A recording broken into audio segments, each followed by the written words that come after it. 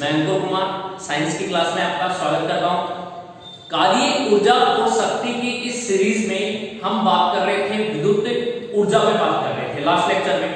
विद्युत ऊर्जा विभिन्न संयंत्रों से प्राप्त की जाती है, उन संयंत्रों के बारे में हम पढ़ चुके हैं डिटेल से। मैंने आपको विद डायग्राम फोटो पिक्चर के साथ में एक एक को डिस्कस किया है आपके साथ में। आज मैं विद्युत ऊर्जा में आपको कुछ थोड़ा और बताने जा रहा हूं, तो देखना। हम बात कर रहे थे विद्युत संयंत्र की बात कर रहे थे, ठीक है।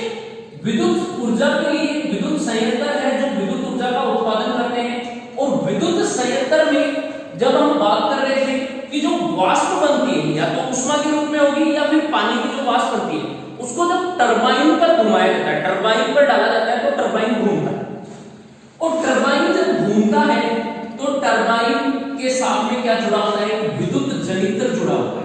और इस विद्युत जनित्र में ही हमें क्या मिलती है, विद्युत ऊर्जा मिलती है, जो कि विद्युत धारा के रूप में मिलती है। इसी विद्युत जनित्र में विद्युत ऊर्जा विद्युत धारा के रूप में मिलती है। किस रूप में मिलती है हमें, विद्युत धारा के रूप में, ठीक है। और इसी को हम फिर यूज करते हैं विभिन्न घरेलू उपकरणों को चलाने के लिए या फिर उनको कार्य कराने के लिए। तो ये इस तरीके से होता है। तो अब ध्यान देना, यहाँ पे जो विद्युत जनित्र टरबाइन से जुड़ा होता है, ये जनित्र आपने बहुत देखे हैं। जैसे घरेलू कोई व्यवसाय या कोई भी प्रतिष्ठान है उसमें देख लो, या फिर कोई बैंक का कार्य होता है तो वहां पर जनरेटर रहते हैं। जनरली देखा होगा कि बिजली की खपत के लिए जनरेटर को काम में लिया जाता है। तो जो विद्युत जनरेटर होते हैं वहां पे वो किससे चलते हैं, वो पेट्रोल या डीजल से चलने वाले होते हैं। पेट्रोल और डीजल, इन दोनों से चलने वाले जो ये विद्युत जनित्र होते हैं, ये आपने देखे हैं, जिनके द्वारा हमें पेट्रोल और डीजल ये ईंधन होता है और ईंधन के रूप में ऊर्जा की खपत होती है। वो ऊर्जा किसमें कन्वर्ट हो जाती है, विद्युत ऊर्जा में कन्वर्ट होकर हमें विद्युत ऊर्जा मिलती है। इसके अलावा आजकल इन्वर्टर भी आ गए। हमारे जो घरेलू परिपथ है वहां पर घरों में बिजली के लिए इन्वर्टर को भी काम में लिया जाता है। अब इन्वर्टर के साथ में किसको जोड़ा जाता है, विद्युत बैटरी को जोड़ा जाता है। और ये विद्युत बैटरी होती है, इसमें क्या डलते हैं, केमिकल्स। जैसे हम बात करें विद्युत बैटरी की, तो इसमें एसिड डाला जाता है और एसिड होता है कौन सा होता है, H2SO4, सल्फ्यूरिक एसिड। H2SO4 को हम क्या बोलते हैं, सल्फ्यूरिक एसिड होता है। और ये सल्फ्यूरिक एसिड इसमें डाला जाता है, ठीक है। इस एसिड से रासायनिक ऊर्जा मिलती है और रासायनिक ऊर्जा को विद्युत बैटरी किसमें चेंज कर देती है, विद्युत जनित्र की तरह काम करती है। ये विद्युत ऊर्जा में परिवर्तित कर देती है और रासायनिक ऊर्जा किसमें बदल जाती है, विद्युत ऊर्जा में बदल जाती है। तो यहाँ पर अब विद्युत ऊर्जा प्राप्त हो रही है तो वो ऊर्जा के विभिन्न रूपों से बदल रही है, मतलब एक रूप से दूसरे रूप में ऊर्जा बदलकर हमें प्राप्त हो रही है। तो यहाँ पर पेट्रोल और डीजल वाले विद्युत जनित्र में विद्युत ऊर्जा प्रदान करते हैं। और इन्वर्टर होता है, उसमें विद्युत बैटरी लगी होती है जिसमें रासायनिक ऊर्जा होती है, ठीक है। कौन सी ऊर्जा होती है, रासायनिक। और ये जो रासायनिक ऊर्जा है वो किसमें चेंज होती है, वो विद्युत ऊर्जा में चेंज करती है कौन, इन्वर्टर। विद्युत ऊर्जा इस तरीके से प्राप्त होगी। तो ये हमने कुछ 2-3 ऐसे उपकरण है, विद्युत उपकरण, जिनको हमने डेली लाइफ में बहुत देखा है। इन्वर्टर हमने घरों में देखा है जनरली। अब घरों में कुछ उपकरण होते हैं, जैसे विद्युत ऊर्जा का उपयोग किस तरीके से होता है, विद्युत ऊर्जा का उपयोग। तो घरेलू परिपथों में विद्युत ऊर्जा के उपयोग के लिए विद्युत ऊर्जा की जो खपत होती है वो विभिन्न रूपों में होती है। एग्जांपल के लिए मैं आपको बताऊं, विद्युत ऊर्जा की खपत है ये विभिन्न प्रकार की ऊर्जाओं से प्राप्त होती है। जैसे एक ऊर्जा से दूसरी ऊर्जा में रूपांतरण हो जाता है। यहाँ पे एक कॉन्सेप्ट लागू होता है, ऊर्जा संरक्षण का सिद्धांत। तो ध्यान देना, ऊर्जा संरक्षण का सिद्धांत क्या कहता है, ऊर्जा संरक्षण का सिद्धांत कहता है कि ऊर्जा को ना तो उत्पन्न कर सकते और ना ही नष्ट किया जा सकता। ऊर्जा को एक रूप से दूसरे रूप में बदला जा सकता है। तो वो यहाँ पर कुछ विद्युत उपकरण हैं जो विद्युत ऊर्जा को दूसरी ऊर्जा के रूप में बदलते हैं। अब वो ऊर्जा कौन कौन सी ऊर्जा हो सकती है, प्रकाश ऊर्जा भी हो सकती है, उष्मा ऊर्जा भी हो सकती है, ध्वनि ऊर्जा भी हो सकती है, और क्या हो सकती है, रासायनिक ऊर्जा को विद्युत ऊर्जा में बदल सकते हैं। जैसे एग्जांपल के लिए रासायनिक ऊर्जा है वो किसमें बदल सकती है, विद्युत ऊर्जा में बदल जाएगी, ये लो विद्युत ऊर्जा। इसके अलावा कुछ ऐसे उपकरण भी होते हैं जो विद्युत ऊर्जा को किसमें बदलते हैं, उष्मा ऊर्जा में बदलते हैं, उष्मा ऊर्जा में। और कुछ उपकरण ऐसे भी होते हैं जो विद्युत ऊर्जा को प्रकाश ऊर्जा में भी बदलते हैं, प्रकाश ऊर्जा इसमें भी बदली जाती है। और कुछ उपकरण ऐसे भी होते हैं जो विद्युत ऊर्जा को किस में बदलते हैं, ध्वनि ऊर्जा में बदलते हैं। तो इनके बारे में एक एक करके मैं ये विद्युत उपकरण आपको बताऊंगा कि कौन कौन से उपकरण किस ऊर्जा को किस में बदलते हैं। तो एक एक करके डिटेल से देखते हैं। अब देखना ऊर्जा यहाँ पर एक रूप से दूसरे रूप में बदल रही है, तो यहाँ पे कौन कौन से उपकरण है जिनको एक रूप से दूसरे रूप में बदल रहे हैं। जैसे एग्जांपल के लिए सबसे पहले हम लेते हैं कार लेते हैं। तो कार के अंदर कौन सी क्या यूज में लेते हैं, बैटरी यूज में लेते हैं। और बैटरी होती है वो क्या करती है, इसके इंजन को स्टार्ट करती है। इंजन रहता है उसमें स्टार्ट करना या फिर स्पार्किंग वगैरह करना।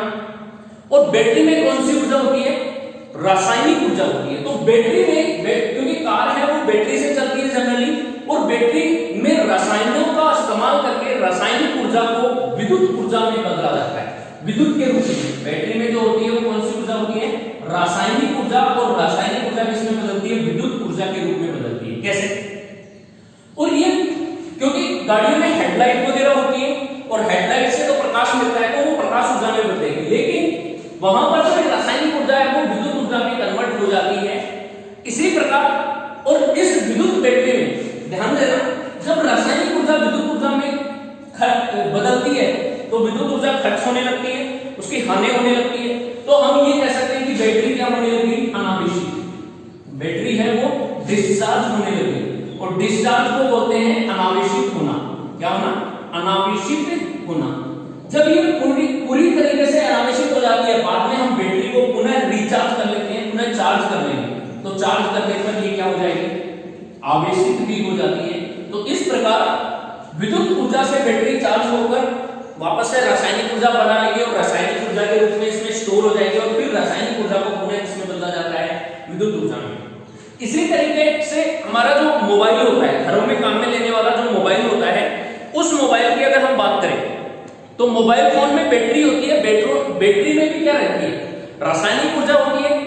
वो रासायनिक ऊर्जा किसको मिलती है, मोबाइल में बात करें तो बैटरी रहेगी, और बैटरी होगी इसमें रासायनिक ऊर्जा होगी। ये रासायनिक ऊर्जा आवेशों को मिलती है, जैसे इसमें इलेक्ट्रॉन होते हैं, रासायनिक ऊर्जा ये आवेशों को मिलेगी। और आवेश क्या करेंगे, आवेश इस रासायनिक ऊर्जा को प्राप्त करके गति करने लगेंगे, ये गतिशील हो जाएंगे। और गतिशील होने से ये जो आवेशों की ऊर्जा है वो किस रूप में बहेगी, विद्युत ऊर्जा के रूप में बहेगी, अर्थात विद्युत धारा के रूप में बहने लगती है, और विद्युत धारा से ये विद्युत ऊर्जा मिलेगी। तो इस प्रकार मोबाइल और कार की बैटरी, ये दो उपकरण ऐसे हैं जिनमें रासायनिक ऊर्जा बैटरी से प्राप्त होकर वो विद्युत ऊर्जा में बदल जाती है। इस प्रकार से कार में जो रासायनिक ऊर्जा होती है वो प्रकाश ऊर्जा में भी बदलती है, क्योंकि बैटरियों की रासायनिक ऊर्जा हमें हेडलाइट में प्रकाश देने में भी काम में आती है। इसके अलावा कुछ ऐसे उपकरण हैं और भी है, जैसे हम बात करें विद्युत हीटर की।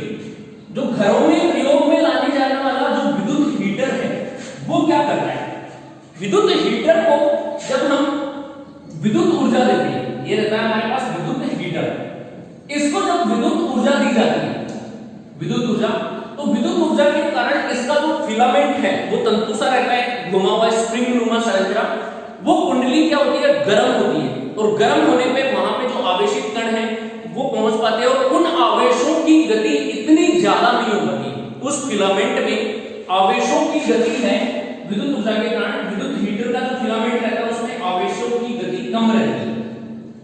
आवेशों की गति कम रहेगी तो इसमें विद्युत धारा कम प्रवाहित होगी। लेकिन अब ये जो आ रही है विद्युत ऊर्जा वो बहुत ज्यादा है, तो बाकी ऊर्जा किसमें बदलेगी, तो आवेशों की गति कम होने के कारण ये जो इसका फिलामेंट होता है वो गर्म हो जाता है। फिलामेंट क्या होगा, गर्म, और गर्म होने से इसमें क्या उत्पन्न होने लगते हैं, गर्म होने से ये उष्मा देने लगता है, अर्थात उष्मा ऊर्जा के रूप में ये विद्युत ऊर्जा बदल जाती है, जिसके द्वारा विद्युत हीटर, ये घरों में प्रयोग में लिए जाने वाला विद्युत हीटर रहता है। ठीक है, इसके बाद में ये इलेक्ट्रिक हीटर आता है। इलेक्ट्रिक हीटर में ऐसे काम करते हैं। इसके बाद में हम देखें तो एक लाइट बल्ब होता है। लाइट बल्ब की बात करें, जैसे घरों में एलईडी लाइट का बल्ब यूज करते हैं ना,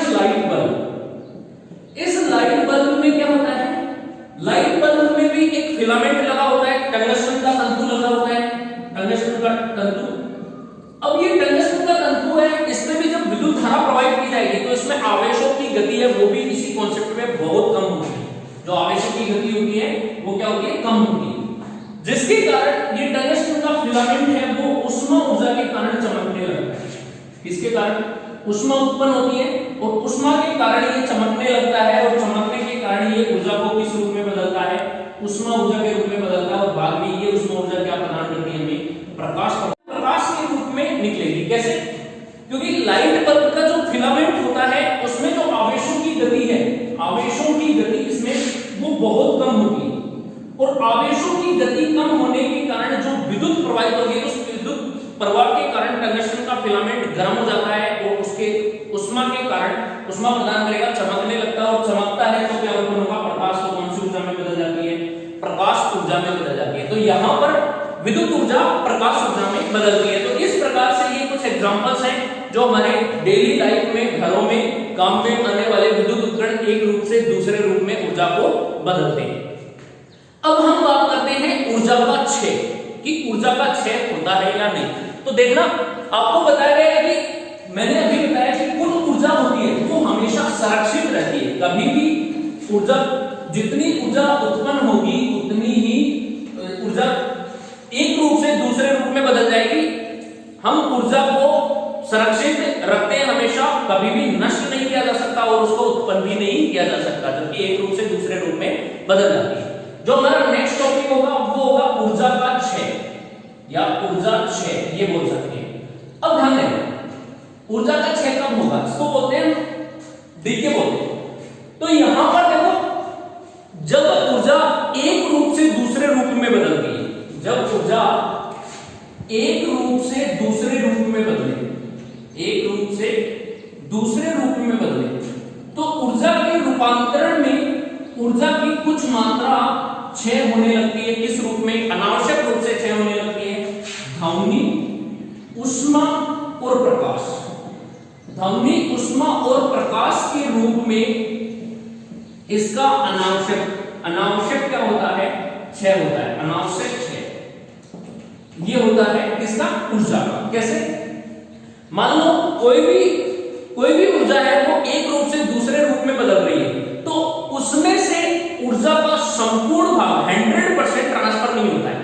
उसमें से ऊर्जा का कुछ भाग या तो उष्मा के रूप में निकलता है या फिर ध्वनि या प्रकाश के रूप में उत्सर्जित हो जाता है। जैसे एग्जांपल के लिए बताता हूं, एक पंखा चल रहा है, ठीक है, पंखे में विद्युत ऊर्जा आ रही है और विद्युत धारा के कारण, विद्युत ऊर्जा के कारण वो हमें कौन सी ऊर्जा दे रहा है, पवन ऊर्जा दे रहा है। ध्यान रखना, पंखे की बात कर रहा हूं, एग्जांपल लेना, एक पंखा है, अब पंखे में आ रही है विद्युत धारा, विद्युत ऊर्जा। अब ये विद्युत ऊर्जा किसमें कन्वर्ट हो रही है, ये कन्वर्ट हो रही है पवन ऊर्जा में, ठीक है, हमें दे रहा है ये हवा दे रहा है। लेकिन क्या ये सारी की सारी विद्युत ऊर्जा इस पवन ऊर्जा में ट्रांसफर हो जाएगी? नहीं। क्यों? क्योंकि जब पंखा चल रहा है तो उस पर हाथ टच करके देखना, वो गर्म भी हो जाता है, उसके जो अंदर के रॉड लगी होती है वो गर्म हो जाती है और पंखा गर्म हो जाता है। क्यों?